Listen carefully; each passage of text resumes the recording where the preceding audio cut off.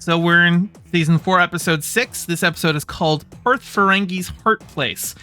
And if you've been watching my channel, you know that I have been criticizing Lower Decks for being overly reliant on humor that references old Star Trek. And the show, like, literally lampshades that in a joke this episode, where there's basically the plot of this episode is that the Ferengi are looking to potentially join the Federation. And so the Cerritos and another ship have come to Ferenginar to have them sign some initial paperwork for the application.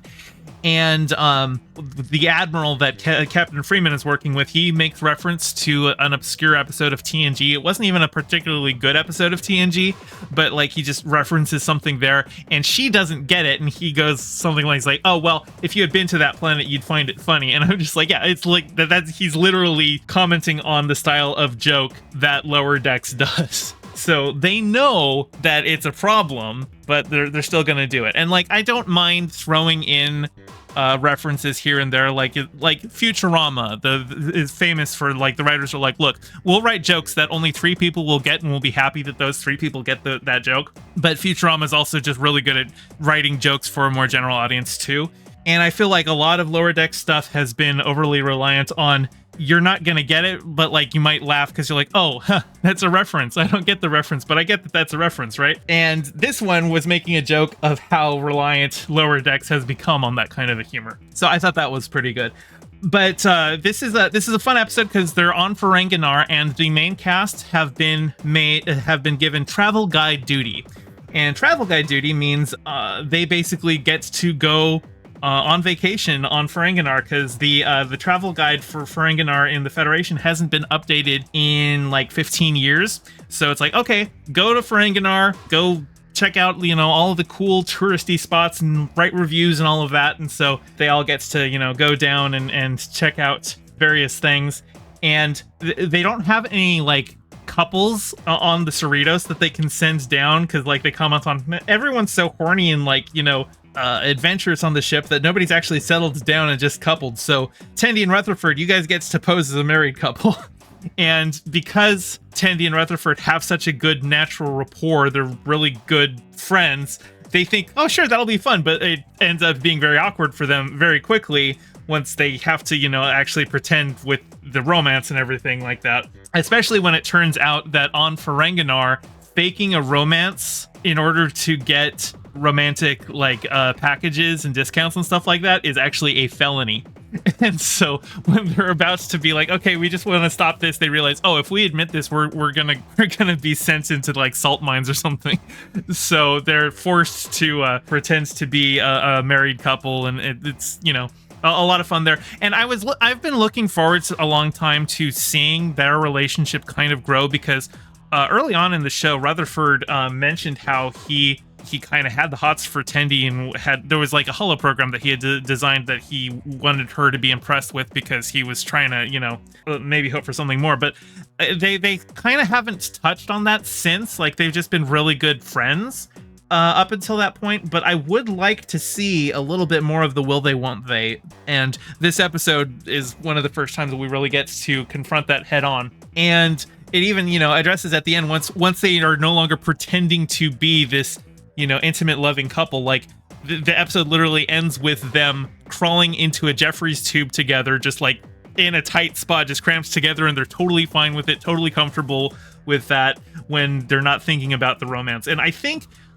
kind of what the episode is touching on is they weren't able to feel natural when they were doing what they thought a romantic relationship is supposed to look like. And I would really like to see this built up where, like, I don't know, maybe kind of like an Ace or Aero kind of a relationship, we already do have an Ace character on Lower Decks, Billups, the engineer. He's Ace, but I kind of like the idea of exploring their relationship as like a non-traditional romance, where they don't need to follow all of the tropes that everyone expects. Lucky Otter says queer implications detected.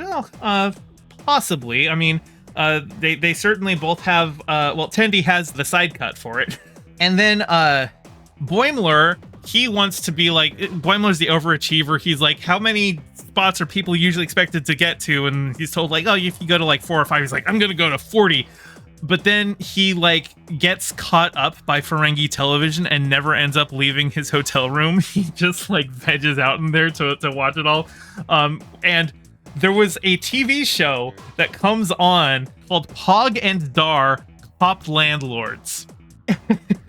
And like Ferengi culture has always been like a very kind of on the nose critique of American capitalism and its excesses. So the idea that they would have a TV show of the two like most hated groups in America right now, cops and landlords, and they're cop landlords. There's even a joke where like one of the cops gets shot, and as he's dying, the other one is like, transfer your latinum to me or I'll tell everyone you supported tenants' rights. It was very, and also like Boimler was commenting because like he saw a commercial and he's just like, oh, he like didn't know how to pronounce the word commercial because it's such an alien concept to humans, because we've abolished capitalism. But he watches it and he's just like, well, that's amazing. They're just allowed to like lie to you like that. But it was kind of just a cute commentary on like trash TV, his storyline. But then Mariner is in a spot where she's been like rebelling against authority for so long, but like she's in a spot on the Cerritos where she really doesn't have anything to push against, because Ransom, as her, commanding officer, he's figured that out and he's like, yeah, I'm not going to take the bait anymore.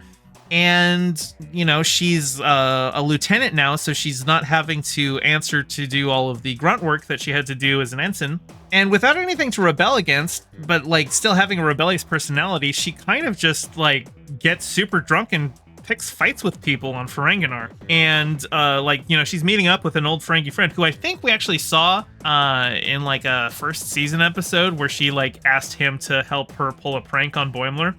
And even he's just like, you've got some things that you need to work through here, and I don't think you've got healthy coping mechanisms. So it really does feel like this season is addressing her rebellious streak and how like being a rebel without a cause is not necessarily emotionally healthy. And so I'm looking forward to seeing more of that with her. Anyway, oh, that's right. Yeah, so for the negotiation with Ferenginar joining the Federation, we get to see Rom and Lita from Deep Space Nine show up, because Rom was made Grand Nagus at the end of Deep Space Nine.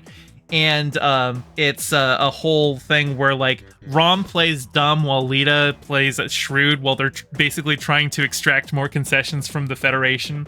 And the Admiral, who thought that this was just going to be get them to sign, it's a formality, they approached the Federation because the ship that's been blowing up different ships all throughout the season, it like has started attacking Ferengi vessels too, so they're concerned about it. So the Admiral figured it was going to be a slam dunk, but Captain Freeman's just like, no, come on, the Ferengi are more shrewd than that. They're playing you. And she eventually manages to outmaneuver the Ferengi by getting them to sign by like having she threw in like 1 billion bars of latinum to sweeten the deal. And because of that, they didn't read a fine print that said, none of this contract comes into law until you can bring another planet into the Federation. And the planet that she listed was the Klingons, and they're like, well, that's never gonna happen. And she's like, yeah, see.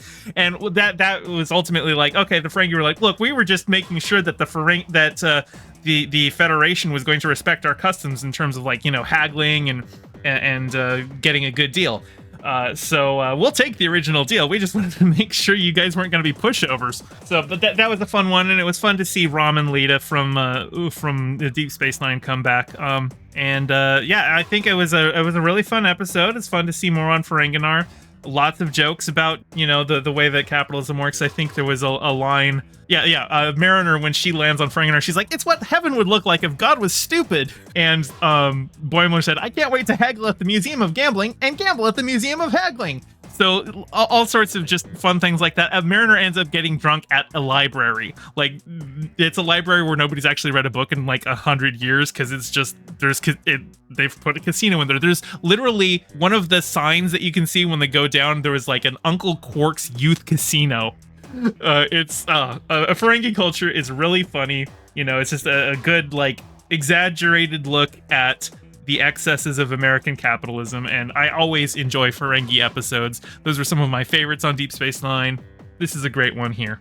Hey, thanks for watching. I'm trying to get my channel monetized, so your view means a lot. Don't forget to toss me a like and subscribe and ring the bell. I stream every Monday and Thursday at 5 p.m. Pacific, so catch me live and join in on the convo. You can find all my socials in the description below, and thank you to all my patrons with a very special shout out to my Whale Shark tier patron Ryan D and my Anemone friend tier patron Piftle Cakes. Your support means the world. Catch you next time.